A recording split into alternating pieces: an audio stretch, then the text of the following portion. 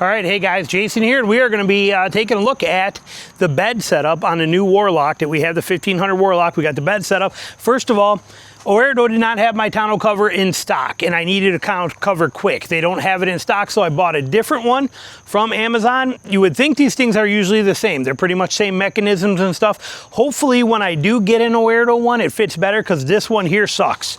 This one's not good.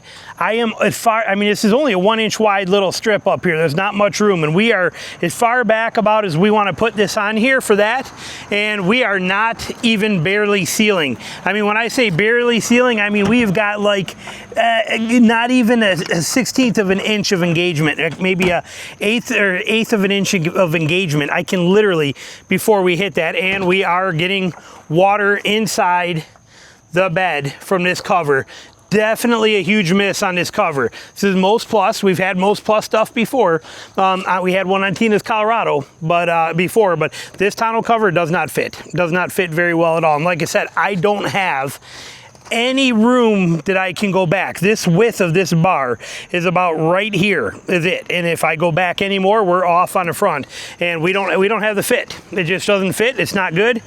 Huge disappointment. I hope the next one we get from Oerdo does fit better. If not, I'm going to be incredibly pissed. I'm going to be very upset at these companies for not doing these right. But like I said, this doesn't, we got the right stuff, but I can't even engage on it, so it's kind of annoying.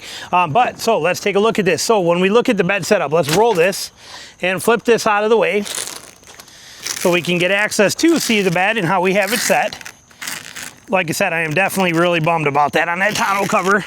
And again, I knew I was going to get an Oerdo one, but these things are all pretty much generic. I don't care who makes it and whose labels on it, Oerdo, Most Plus, who it is. Don't be fooled for a second. These are all the same exact tonneau covers, coming from the same exact places, being just private labeled. And like I said, anybody tells you differently, they're lying to you. But hopefully, that I got a fluke, and the next one does better, because that is kind of disappointing. Now, for the setup that we have in here, let's first of all, for power, one of the things I was going to do to put power back here was run a 7-way pin. I bought this on Amazon with a 12-volt plug, and I was going to use that as an option for some form of the power back here. This thing sucks. It was blowing fuses left and right. I think this is just junk.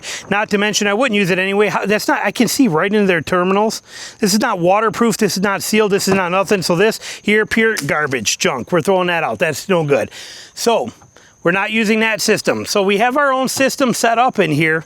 We just got to do a little bit of kind of modifying on it. So how we did this, let me jump up here. Hold on. Okay. Now, we are running our watt cycle 280 amp battery back here. These batteries today are getting cheaper and cheaper and more affordable to buy. So for 200 bucks, you can get one of these.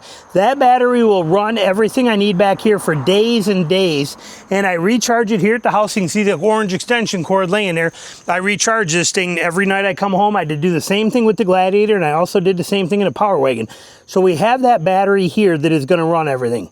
Also have our winch sitting there, some tie-down straps, my tool kit, my tripod, my sled with my boots and all my stuff in here, and my cooler and my rod that are back here. But from there, we've got 2 cords that come up, and I have them held on with magnets and zip ties right up underneath there, so they're just nice and clean.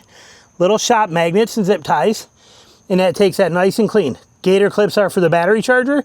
The 2 wires come off are for my 12 volt. We come over here, and let me get down here where I can show you. But basically, down here, we have on magnets right here.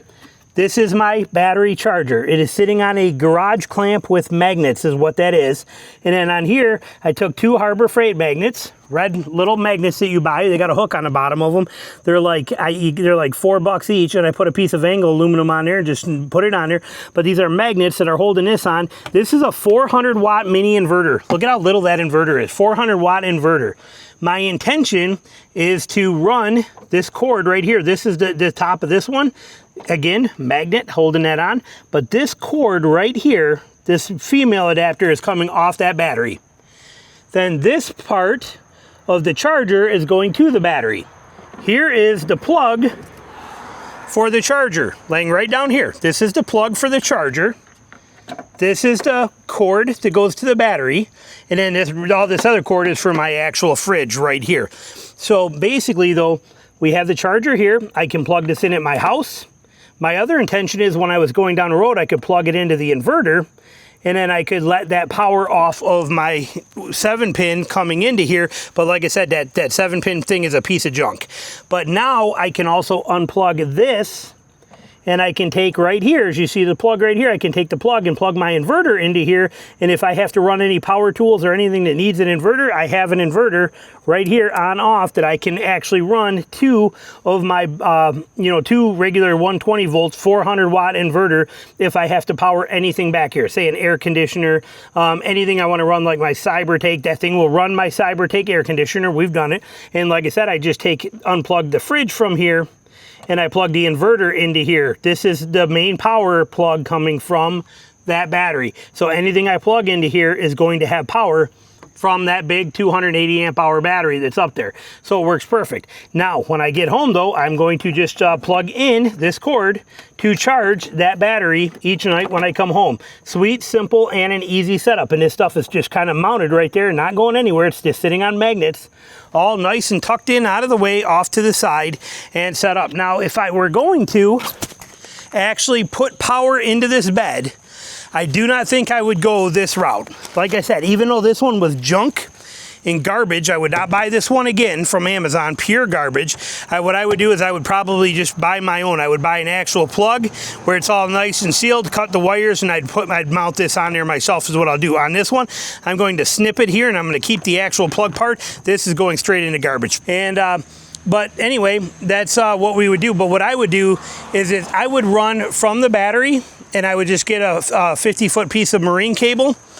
I'm not going to, because that battery powers everything I need, and I charge it all the time anyway. But marine cable is that white stuff that you see right there running down the side of my boat. It's a red and a black, a hot and a ground that are in that white sheathing, marine proof, and I would run that from the battery, and then I would run it underneath the truck, very sweet, simple, and easy, just zip tying it as I go, and then I would bring it up and I would pop it right through here. You know, even on this side, I would let that 12-volt plug, this plug that we have right here, I would let this plug stick right out of that hole, wherever that hole is. It's here. Somewhere in here, there's a hole right there. I would let that plug just sit right in that hole, just like that. And that is what I would actually plug into if I needed to. And I would run that right down through here and run it right underneath the truck, right up to the battery. That's what I would do. But for me, I don't even need to. I'm not gonna. Since the fact that we have that big battery in there that does everything anyway, we are 100% set. We will just plug into this each night when I come home, like I have been doing with the Gladiator and even a Power Wagon, because you know, you need to charge it. So I just plug this in. I just take that cord right here and I plug it right into my extension cord, and that is what is gonna power my bed. Now for bed lights, I have on each side, I have one of these. This is an O-Light clip light right here. It's an awesome light, multiple power outputs, very, very bright. You can change it, high, bright, low, whatever you want, okay, so very nice. And a quick touch button, and they just clamp. They got a clip, you know, I just clip it right on there. I put one on that side, one on this side. They're 20 bucks each. When I need light, I just touch that, and boom, I have light on this side, and it lights the whole bed up, and real easy. And when I need to, I can bring it right inside the truck and recharge them with a standard USB-C charger, same as my phone charger is, and charge them up. So we have 2 of those lights in here covering all that. We have our bed completely set up. Like I said, this thing here, pure garbage. And like I said, not happy about the tonneau cover situation either. I'll show you that when I roll that out, but very disappointed in that. But we do have our fridge in. We got everything there. We have our pole right here. Reason I put the pole here just keeps the fridge from sliding out of it's in the slots perfectly right here. And I can get into it right here like this very easily without having to open the cover up. So that's our setup and what we're gonna do and how we're gonna run it. It's just what it's gonna be. If I kept the truck for more than 2 years, I would run that wire from the battery and bring it in and bring it right up through this part, right through that hole, just like I told you I would. That's exactly what I would do. And it wouldn't take long, probably 25, 30 minutes to run that wire. But again, And I would also like that better anyway, because I'd rather have it go straight to the battery rather than have it be connected to my 7-way down here, where if it does blow a fuse, I'm going to lose my trailer brake lights and any of that kind of stuff, or anything that's associated with that. I'd rather run that system directly off the battery with its own inline fuse like you're seeing here. That's how I would like to do that personally, rather than jump into something that's part of the CAN bus system or any of that kind of stuff. I'd rather just run it directly off the battery.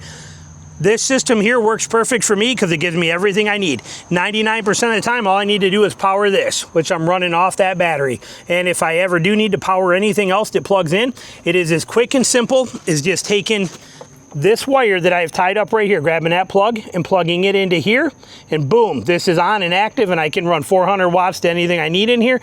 Sweet, simple, and easy. So that's the system I'm gonna use, and how we're setting it up back here. Like I said, it's all working really good. I love the bed mat, I love the tailgate mat. Last Fit does a great job. I got plenty of room back here. Everything is set up like I want, and very happy with all that. This worked out fantastic with the simple magnets. And I'll take you in the shop and show you what that magnet is on here just so you can see it, but it's just magnetic stuff. All right, for that magnet, what I did is I created this right here. I took 2 of these. I bought a bunch of these from Amazon. I got them all over. My garage is literally, my walls are filled with this kind of stuff. I have them holding gear up all over the place. They're holding up, you can see them here holding up. I got them holding everything is basically held up with these kind of magnets here somewhere. Is being held by that stuff. Everywhere we turn, I have these magnets all over this garage in all sorts of places, holding up these things everywhere I go. All my hammers, everything here, all held up with this sort of thing. These connectors, well, I took 2 of them. I removed this magnet and I drilled this hole out right here just a smidge more, just a hair more, so I could fit 2 of them and created a double magnet one. So I have 2 magnets on one. They fit perfectly. That is what we are using, stuck right on the side of the truck, and then we zip tied that battery charger right to it. That's what we did. For the other piece, I have these magnets that are right here. These are from Harbor Freight, just simple, nice, really nice magnets. I got them in different colors, but I took 2 of these, and then I just took a piece of angle iron that I had laying around back here, just a scrap piece of angle right here, and I just cut a piece of it off and cleaned it up on the grinder wheel right there, and then I stuck 2 of these on there. I even left the hooks in case I wanted to use the hooks, but these are super tough, very rock solid, and that's what I made that little bracket out of. Very simple system. It was within my shop that's hanging on there. And again, magnetic little clamps that are holding the wires up with zip ties on them. We went simple with all this kind of stuff. You know, it was real easy to do. Magnets work great, and these are heavy duty magnets. And I don't think, you know, like even this red one from Harbor Freight, that's like $4 to build that whole system right there. It was pretty simple, and it stays there and it doesn't move, and it's rock solid, and it's up out of the way, hidden back in behind the rail there, tucked in just like it should be. I got 0 complaints on that system. Tonneau cover is a pretty big, it is an upsetting point for sure. Like I said, I am right at the edge of that. There is not, you can see it there. I mean, the tonneau cover edge is over it. Here's the edge of the tonneau cover this far over the bed. We don't have, that rail is right at the edge of that. And when we roll this thing out and we look at this, like I said, this here kind of bums me out. This is a definite bummer. Look at how short that is compared to where that tailgate's gonna close on that rail. That is very upsetting that this comes in that short when we close this. Look at this. Okay, look at here. Look at how we're not even to it yet, but we only got this much more to go. We're just now touching it right there. We got that much. Okay, and that's it, right there. That's it. It's barely catching the edge of that. And then, like I said, either rain is coming in through there or rain is coming in through these stake pockets, which very well could be the case because these are not plugged. And when we look at these do go right down through there, so that very well could be water coming down through there, maybe, possibly, I don't know. But at either rate, we're getting a little bit, nothing is going to concern me or wet any of my gear, but I just drove it through a pretty torrential torrential rainstorm. And like I said, you can see I got a little bit of water gathering in here. Am I worried about it? No, but I do believe that there's, whoever made this cover, huge miss on not making it long enough, in my opinion. They kind of messed up on that. That could have been better. But it's serving its purpose for right now, and we will see how it does. Like I said, is what it is. And if we need to correct it, like I said, I'm looking forward to when Oerdo has one in stock. We will try it. My fear, the Oerdo one will probably be the same because, like I said, all of these are the same. I don't care who makes it. They are the same exact tonneau cover with a different logo on them is what they are. But hopefully they got some trick up their sleeve and maybe it's going to fit better. But anyway, that's our bed setup on it and how we have it together. Questions, comments, anything you got, put them below. Thanks for watching.